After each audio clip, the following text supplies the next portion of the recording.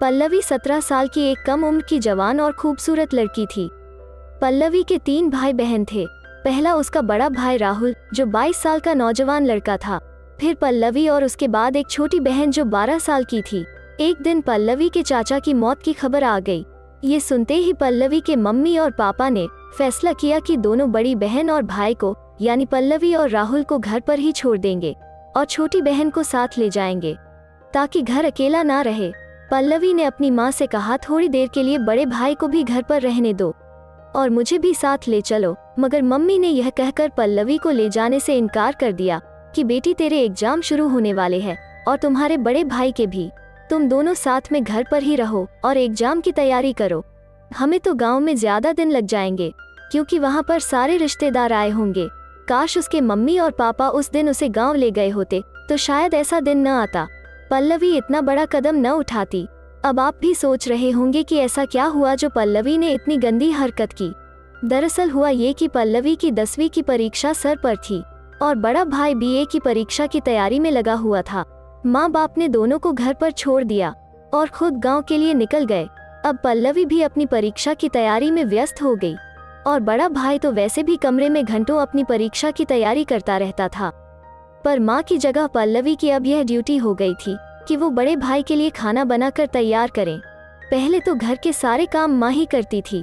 अभी मम्मी और पापा को गए सिर्फ 3 से 4 दिन ही हुए थे कि दिन की बात है, दोपहर को राहुल घर आया। अपने रूम का दरवाजा खोला और किसी को रूम में बैठा कर सीधा किचन में आया। पल्लवी अपने कमरे में बैठकर पढ़ाई कर रही थी कि किचन से जब बर्तन निकलने की आवाज आई तो वो किचन में गई तो उसने देखा भाई किचन से खाने की डिश निकाल रहा है। पल्लवी ने अपने बड़े भाई को खाना निकालते हुए देखा तो बोली, भाई लाइए मैं खाना निकाल देती हूँ। राहुल बोला ठीक है और यह कहकर वो अपने रूम में चला गया और अंदर से कुंडी बंद कर ली। पल्लवी ने खाना प्लेट में लगाकर तैयार कर दिया और अपने भाई के रूम की तरफ खाना लेकर चली गई। पल्लवी ने बाहर से दरवाजा खटखटाया तो राहुल ने दरवाजा खोला और खाने की प्लेट ले ली। पल्लवी खाना देकर मुड़ ही रही थी कि मुड़ते मुड़ते ही उसकी नज़र भाई के कमरे में पड़ी तो उसको ऐसा महसूस हुआ कि कमरे के अंदर कोई लड़की है। ये देखकर पल्लवी चौंक गई, पर अपने भाई को उसने महसूस नहीं होने दिया और राहुल का वैसे भी ध्यान सिर्फ और सिर्फ खाने पर ही था। और जैसे ही उसने पल्लवी के हाथ से खाना लिया, पल्लवी चुपके चुपके तिरछी नजरों से कमरे में झांक कर देख रही थी और राहुल उसके जाने का इंतजार कर रहा था। और जैसे ही पल्लवी मुड़ी, उसने तुरंत दरवाजे की कुंडी अंदर से बंद कर ली। पल्लवी जब किचन में गई तो उसका दिल जोर जोर से धड़क रहा था कि हमारे घर में ही अजनबी लड़की कौन है और वो मेरे भाई के कमरे में क्या कर रही है। पल्लवी का किचन भाई के कमरे के बगल में ही था, पर थोड़ी देर में ही पल्लवी ने अपने आप को समझाया कि शायद मेरी नजरों का यह धोखा होगा या वहम होगा। ऐसा कैसे हो सकता है कि भाई के साथ रूम में कोई लड़की हो। पल्लवी जितना अपने दिमाग से बात को हटाने की कोशिश कर रही थी, उतना ही उसके दिमाग में अलग अलग ख्याल आ रही थी। फिर पल्लवी ने सोचा, देखो तो सही कि आखिर मामला क्या है। इतने में फिर राहुल किचन की तरफ आया और पल्लवी से बोला, पल्लवी 2 कप चाय बना दो। मैं और मेरा दोस्त कमरे में स्टडी कर रहे हैं और मैं जब बाजार से घर आ रहा था तो मैंने किचन का सारा सामान ले आया था। वो तुम देखकर बता दो कि कुछ कमी तो नहीं है, नहीं तो बाद में मुझे डिस्टर्ब मत करना। पल्लवी बोली, ठीक है, अभी मैं 5 मिनट में चाय तैयार कर देती हूँ। पल्लवी चाय बनाने के साथ साथ आटा भी गूंद रही थी। राहुल वहीं पास में खड़ा चाय बनने का इंतजार कर रहा था। राहुल ने पल्लवी से कहा, तुमको खाना नहीं खाना क्या? पल्लवी बोली, नहीं भाई, मैंने कॉलेज में आज सहेलियों के साथ खाना खा लिया है, इसलिए मैं आटा गूंदने के बाद सोने चली जाऊंगी और शाम को सब्जी बनाऊंगी। कि इतनी ही देर में चाय बनकर रेडी हो गई। राहुल चाय लेकर कमरे की तरफ चला गया, पर पल्लवी के दिमाग में वो लड़की अटक सी गई थी। अब पल्लवी ने आटा गूंद लिया था और वो किचन के बाहर चली गई कि शायद भाई के कमरे से गुजरते वक्त अंदर से कुछ आवाज आ जाए, मगर अंदर से कोई आवाज नहीं आ रही थी।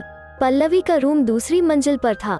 पल्लवी अपने कमरे में जा रही थी कि अचानक उसकी हरकत बदलने लगी। दरअसल सीढ़ियों के बगल में ही उसके भाई के कमरे का जंगला था और पल्लवी से जब रहा नहीं गया तो उसने उस जंगले में से झांकने का फैसला किया। पल्लवी यह देखना चाहती थी, क्या सच में भाई के रूम में कोई लड़की है या फिर उसका कोई वहम है।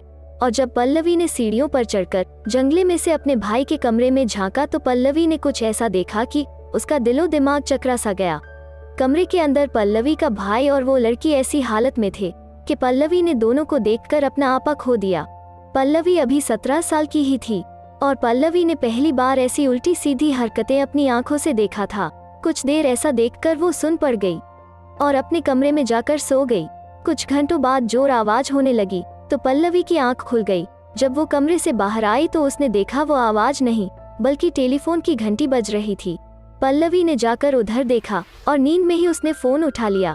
पल्लवी फोन पर कुछ बोलती उससे पहले उधर से एक लड़की की आवाज आई और लड़की कहने लगी, राहुल मुझे आपकी बहुत याद आ रही है। यह सुनते ही पल्लवी समझ गई कि यह वही लड़की है जो सुबह मेरे भाई के कमरे में थी और वो घर जाने के बाद उससे फोन पर बात करने की कोशिश में है। राहुल अपने कमरे में ही था और जब उसने फोन की घंटी सुनी तो दौड़ते हुए ऊपर आ गया। पल्लवी अपने भाई को ऊपर आता देख तुरंत उस लड़की का फोन काटकर सोने का नाटक करने लगी। टेलीफोन पल्लवी के कमरे में ही था और जब राहुल पल्लवी के कमरे में पहुंचा तो उसने देखा फोन कटा हुआ है और पल्लवी सो रही है। पर पल्लवी सो नहीं रही थी, वो तो सोने का नाटक कर रही थी। राहुल ने तुरंत उस लड़की को फोन लगाया और फोन पर ही गंदी गंदी बातें करने लगा। दिन में वो हरकत और रात की ऐसी बातों ने पल्लवी को काफी टेंशन में डाल दिया था। अब रात का 1 बज चुका था। पल्लवी ने रात का खाना भी नहीं बनाया था। राहुल जब बात करके फोन से उठा तो उसने कहा, पल्लवी उठो, तुमने तो खाना भी नहीं बनाया है, कितना सोओगी। तब पल्लवी एक्टिंग करते हुए करवट लेकर उठी और बोली, क्या टाइम हो रहा है भाई। उसने कहा, रात के 1 बज रहे हैं, तुम तो घोड़े बेचकर सोई हो, खाना भी नहीं बनाया। अपने भाई की बात सुनकर पल्लवी ने एक्टिंग की, 1 बज गया है, मैं तो दोपहर में सोई थी, आपने मुझे जगाया ही नहीं। राहुल बोला, चलो उठो और जो तुम्हें खाना है वो खा लो, मैं बाहर से सब्जी पराठा खाकर आया हूँ, सुबह मुझे यूनिवर्सिटी भी जाना है। और ये कहकर राहुल सोने चला गया और पल्लवी फिर से दिन का वो हादसा और रात की गंदी बातें सोचने लगी। पल्लवी के अंदर उसके शरीर में हलचल हो रही थी। पल्लवी ने सब कुछ अपनी आंखों से देखा था और कानों से सुना था, पर इतनी कम उम्र की होने के बावजूद उसे कुछ यकीन नहीं हो रहा था। और अब पल्लवी धीरे धीरे गलत रास्ते पर चलने लगी थी। पल्लवी अब जज्बात के धारे में बहने लगी थी और अब उसके दिमाग में दिन रात वही बातें गूंजती रहती थी और वो दिन भर अपने भाई के बारे में सोचती रहती थी कि आखिर वो ऐसा करता ही क्यों है।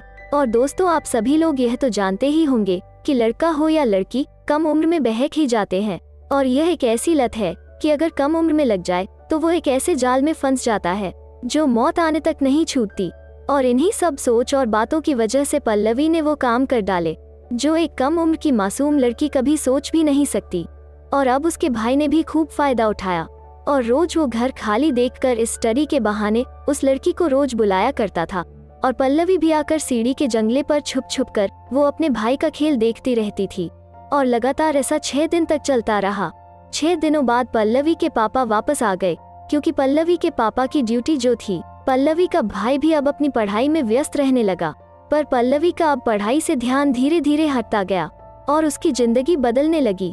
दरअसल बात कुछ यह है, इंसान जो चीज देखता है उसे पाने की पूरी कोशिश करता है और यही चीज पल्लवी के साथ भी हो रही थी। पल्लवी की मम्मी गांव से नहीं आई थी। रोज सुबह पल्लवी का भाई कॉलेज और पापा ड्यूटी पर चले जाते थे और शाम को वापस आते। पल्लवी घर में पूरा दिन अकेले रहती थी और वो अपने दोस्तों से मैगजीन लाकर पढ़ा करती थी और वो मैगजीन उसकी उम्र से ज्यादा सेहतमंद और हसीन भी थी। पल्लवी को उसकी बढ़ती हुई उम्र ने धोखा दे डाला और नए नए रास्ते वो खोजने लगी जिससे वो अपनी सारी ख्वाहिशें पूरी कर सके। और फिर एक दिन पल्लवी को घर के छत से ही एक रास्ता मिल गया जिससे वो सारी ख्वाहिश पूरी कर सकती थी। पल्लवी ने बाहर के कई लड़कों को फंसाने की कोशिश की, पर घर की इज्जत और समाज का डर सामने आया। पल्लवी जल्द से जल्द कुछ कर लेना चाहती थी क्योंकि अगर मम्मी आ जाती तो वो दिन रात चौकीदार की तरह उसके पीछे पड़ी रहती और घर को चेक करना शुरू कर देती। और कोई भी माँ नहीं चाहेगी कि उसकी औलाद ऐसे गलत काम करे। एक दिन की बात है, पल्लवी कपड़े धोकर छत पर सुखाने गई। पल्लवी कपड़े सुखा ही रही थी कि अंधेपन में 2 घर छोड़ के उसे एक लड़का नजर आया जो कि पहले भी पल्लवी को बहुत से इशारे कर चुका था, पर उस समय पल्लवी का जवाब था नफरत।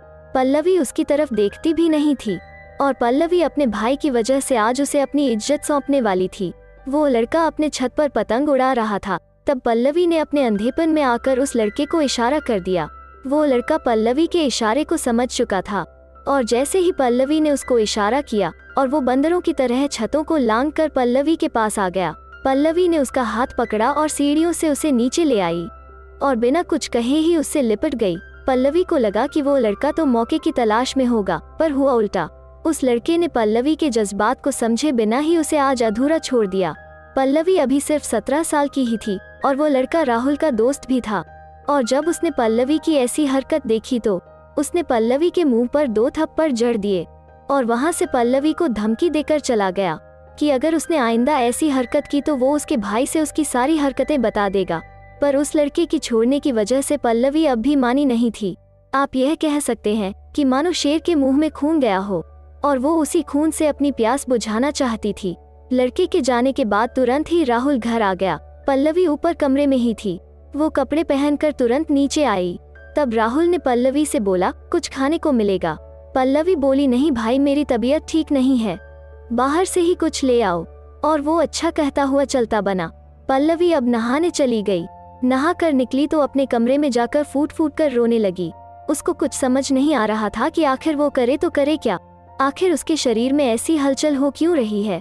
यह सब होने के बाद राहुल बाजार से खाना खाकर वापस आ गया और उसने पल्लवी को आवाज लगाई।